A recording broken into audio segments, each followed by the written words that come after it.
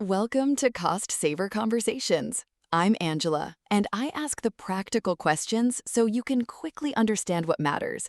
Today, I'm joined by Assad. Hi, Angela. We are unpacking the true cost of car ownership UK, hidden costs, common mistakes, and smarter choices today, and tying it back to the wider cost saver ecosystem, including tools like car-free viability and walkability calculator, so you can turn insights into action quickly. Just a heads up before we dive in, we are your synthetic hosts.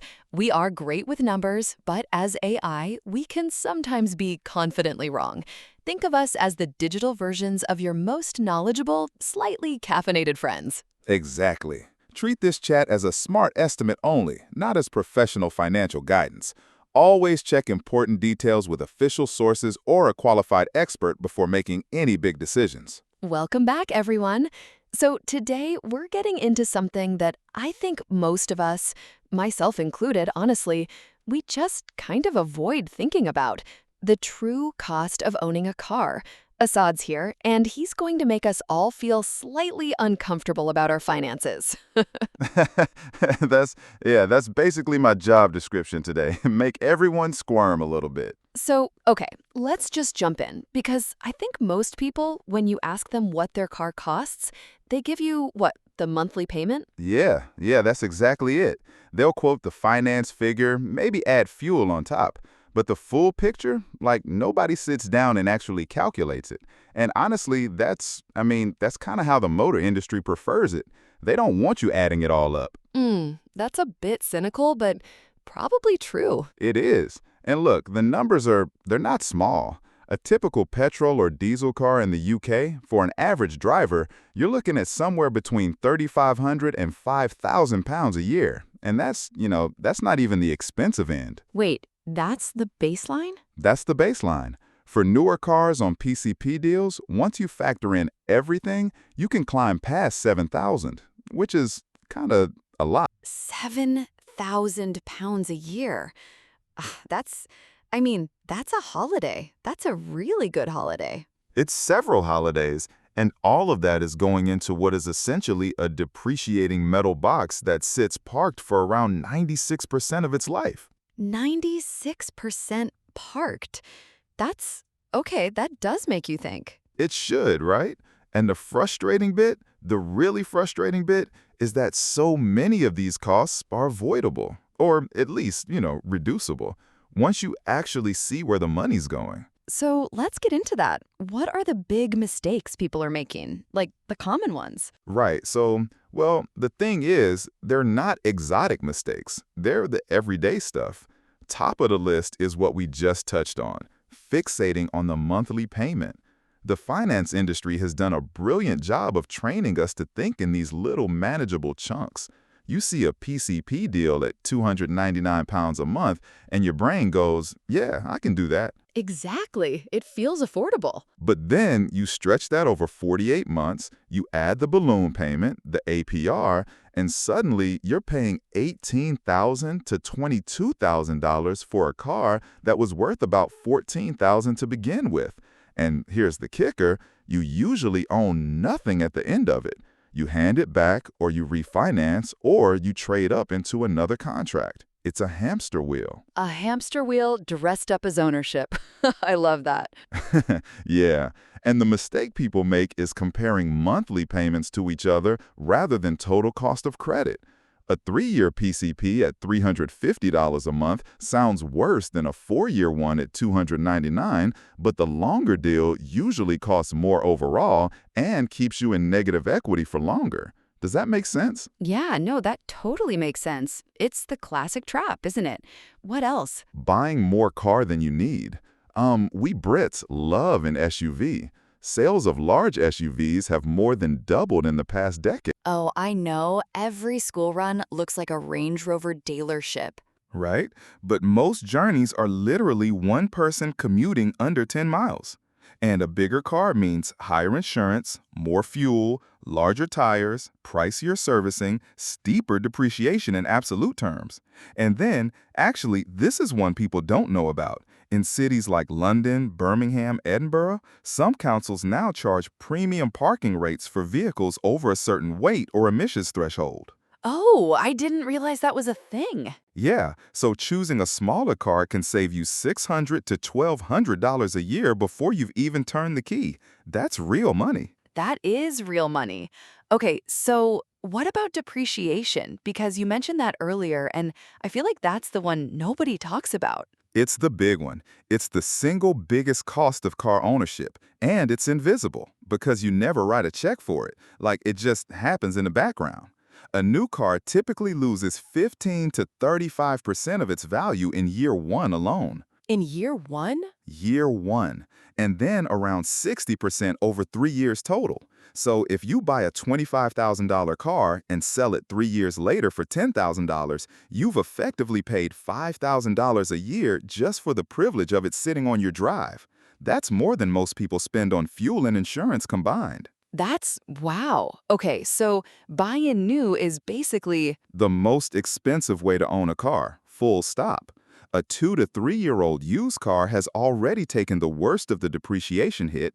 It often comes with manufacturer warranty still remaining, and you can save $6,000 to $10,000 over equivalent ownership of a new model. I hadn't thought about it like that. I mean, I always sort of assumed new was better, safer. I don't know. Yeah, and look, I get the appeal, new car smell, warranty, all of that. But financially, it's brutal. And actually, beyond year 7, depreciation slows considerably, which is why older used cars are often the cheapest to own per mile. Oh, and worth mentioning, electric vehicles have actually shown steeper than expected depreciation in 2024 and 2025 as the used EV market has matured. Oh, interesting. That's not what you'd expect to hear.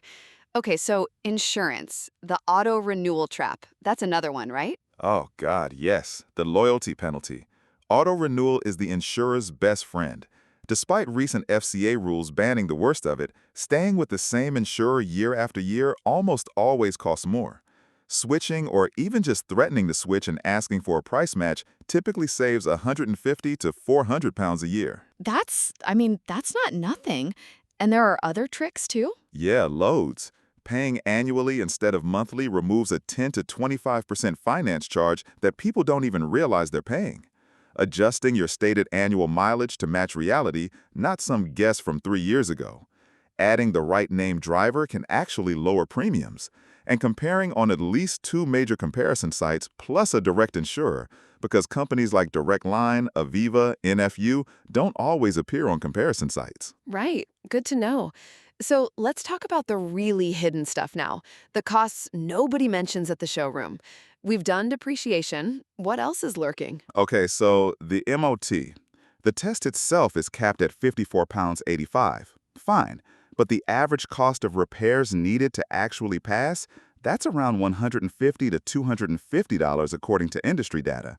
And that's before anything major crops up. And fuel? Fuel's been volatile, but consistently above 140 a liter for most of the past 2 years.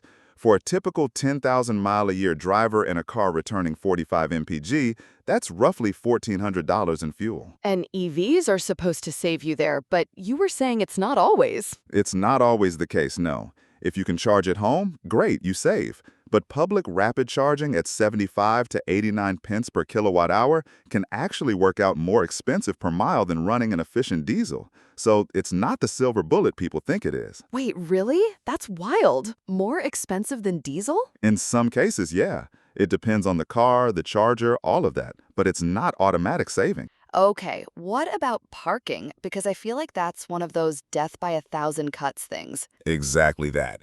Residences parking permits in many UK cities now cost 100 to 700 pounds a year depending on emissions and the council. Workplace parking, where it isn't free, adds 500 to 2,000 annually. Then there's the slow drip of meters, multi-story fees, and the occasional penalty charge notice. And, oh, this is important, a single PCN that you ignore can balloon from 60 to 195 and end up with bailiffs. Yikes. Yeah, always appeal if there's any merit. And if there isn't, pay within 14 days to get the 50% discount. Good tip. And then there's tires, servicing, all the. The while we had it in tax. Tires are a quiet killer. A set of 4 mid-range tires, 400 to 600 pounds fitted. Premium ones for SUVs or performance cars, 800 to 1,200 pounds. Servicing at a main dealer runs 200 to 500 per visit, though independents typically charge 30 to 50% less for equivalent work. And then brakes, clutch, cam belt, battery, exhaust, the list of consumables is long, and they're always perfectly timed to coincide with your finance deal ending. Of course they are. What about congestion charges in clean air zones? Because those seem to be popping up everywhere now. They are. London's congestion charge is $15 a day. ULEZ adds $12.50 for non-compliant vehicles. And then Birmingham, Bristol, Sheffield, Newcastle, Bradford, Tyneside, Glasgow, they all now have clean air zones with daily charges ranging from 8 to 50 depending on vehicle type. If you're regularly going into these zones for work or, social stuff, the cost can rival a second insurance policy. That's okay. So we've painted a pretty grim picture. But there are better choices, right? It's not all doom and gloom. No, no, not at all. There's a whole spectrum between 2 cars on the drive and no car at all. And the trick is finding the right point for your actual lifestyle, not the lifestyle you imagine you have. Huh, fair enough. So what does car light actually look like in practice? So for a lot of 2 car households, dropping to 1 car is the single biggest financial win available. You remove an entire set of fixed costs: insurance, tax, MOT, depreciation, finance. And then the second car's journeys get covered by a mix of things: cycling or e-biking for commutes under 5 miles, walking for local errands, public transport for city center trips, taxis for the awkward journeys, maybe a car club membership for weekends or big haul. And the savings from that are? Families switching from 2 cars to one routinely save $3,000 to $5,000 a year, even after paying for taxis, rail fares, and a bike. That's real measurable money. Oh, that's actually reassuring because I think people assume going down to 1 car means constant sacrifice. Yeah, and actually, no, hold on. I should mention car clubs too, because for people who drive fewer than 6,000 miles a year, a car club is almost always cheaper than ownership. Zipcar, Enterprise Car Club, Co-Wheels, they've expanded significantly across UK cities. Hourly rates of £6 to £10, and that includes fuel and insurance. The break-even point is usually somewhere between 5,000 and 8,000 miles annually. And e-bikes, I keep hearing about those, transforming things. Oh, massively. A 10-mile commute that felt impossible on a regular bike becomes a 30-minute pleasant ride on an e-bike. And the bike pays for itself within months compared to driving and parking. Plus, many UK employers offer the Cycle to Work scheme. You can buy an e-bike through salary sacrifice, and the tax saving alone is typically 32 to 42% off the retail price. Some providers let you go up to $3,000 or more. That's a hefty discount.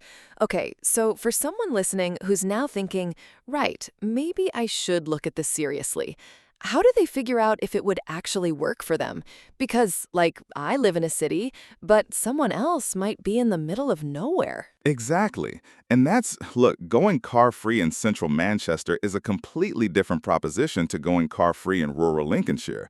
The key variables are walkability, transport links, where you work, where your family is, what you do at weekends.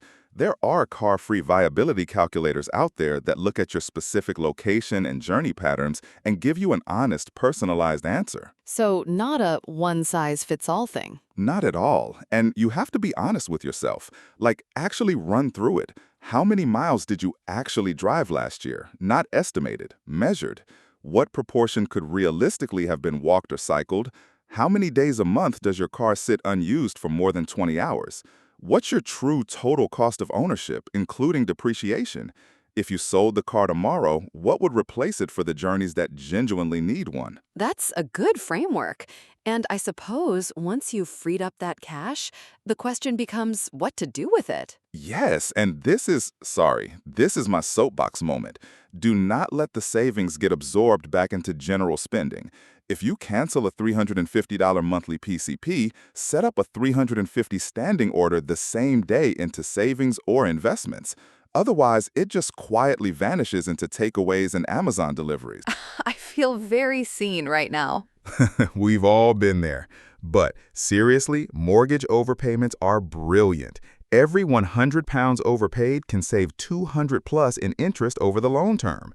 Building an emergency fund is huge too, because that financial fragility is often what keeps people locked into expensive car finance in the first place. It's sort of a vicious cycle. That's a really good point. The emergency fund thing, I hadn't connected those dots before. Okay, Assad, let's wrap this up. If someone's driving home right now, well, maybe they'll think differently about that drive. What's the quick recap? What should they actually do? All right, so first, add up everything you spent on your car last year. Everything. Fuel, insurance, MOT and repairs, parking, car washes, congestion charges, that emergency tire. The total will probably shock you. Second, stop comparing monthly payments and start looking at total cost of credit on any finance deal. Third, seriously consider whether you need the car you've got. Could you downsize, drop to one car, or even go car-free? And fourth, if you do free up money, direct it somewhere it compounds. Savings, mortgage overpayments, an emergency fund. Don't let it just drift away. Love it. And check if your insurer's about to auto-renew and fleece you. Yes, compare on at least 2 comparison sites plus a direct insurer. Pay annually if you can. That alone could save you a few $100. Have I explained all that clearly? It's a lot of numbers. Crystal clear. And honestly, kind of life-changing if people actually sit down and do the math. Assad, thank you. This has been really eye-opening. Thanks, Angela. And honestly, just 10 minutes with a calculator. That's all it takes. The answers usually point pretty clearly in one direction once you look at the numbers honestly. 10 minutes with a calculator. You heard the man. Thanks for listening, everyone. And maybe give that car a hard stare when you get home. Quick side note. This guide connects with other cost-saver blogs, especially Complete Guide to Home Insulation ROI, Free Ways to Cut Energy Bills This Winter, and Weather-Aware Home Energy Planner. Exactly, and reading those together helps you connect the dots across your household budget, not just this one topic in isolation. And if you want to apply this immediately, jump into tools like Car-Free Viability and Walkability Calculator right after this episode. Primary sources used here include RAC, how much does it cost to run a car in 2025, and AA, cost of car ownership, so you can verify the data yourself and stay evidence-led. That wraps this cost-saver conversation with Angela and Assad. If this helped, share it with someone who could put these ideas to work this week. Your next step is simple. Try Car-Free Viability and Walkability Calculator. Then read Complete Guide to Home Insulation ROI and use them together to take action today.